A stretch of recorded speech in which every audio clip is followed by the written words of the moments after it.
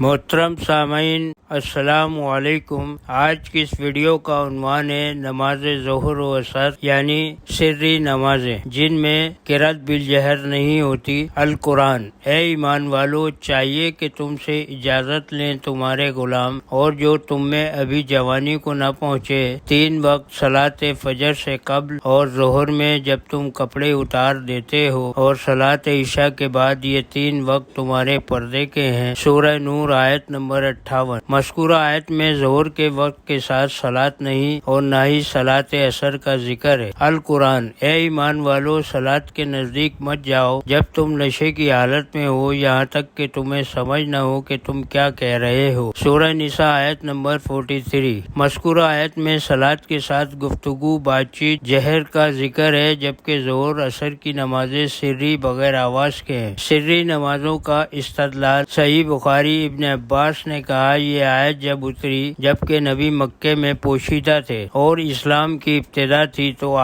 آپ نماز پڑھاتے میں قرأت زور سے بلند آواز میں کرتے تو جب اس کو مشرک لوگ سنتے تو قرآن کو اور نازل کرنے والے اور جس پر نازل ہوا سب کو برا بھلا کہتے۔ اس وقت یہ آیت اتری کہ نہ ایسی آواز سے پڑھو جو مشرک لوگ سن کر برا بھلا کہیں اور نہ ایسی آہستہ جو مقتدی نہ سن سکیں بلکہ درمیانی آواز سے پڑھو۔ حدیثوں کے حکم میں تضاد۔ حضرت عائشہ رضی اللہ تعالی عنہا سے روایت ہے کہ یہ آیت دعا کے بارے میں نازل ہوئی ہے تو دعا نہ بلند آواز سے مانگنی چاہیے اور نہ بالکل آہستہ سے بلکہ درمیانی آواز سے۔ اس سلسلے میں سوال پیدا ہوتے ہیں۔ نمبر 1، سورہ نور کی آیت 58 سے ظہر عصر کی دلیل نہیں ملتی، کیا یہ بات درست ہے؟ سوال، سورہ نساء آیت 43 کے مطابق تمام صلوات بالجہر ہوں گی تو ظہر عصر کی شرعی حیثیت کیا ہے؟ سوال، ابن عباس کی روایت کے مطابق تو سری نماز کی دلیل نہیں ملتی کیونکہ اس میں درمیانی آواز موجود ہے اور اگر مکے میں نبی پوشیدہ تھے تو مدینے میں تو آپ اور صحابہ آزاد تھے اور آپ کی ریاست قائم ہو چکی تھی تو سری نمازوں کا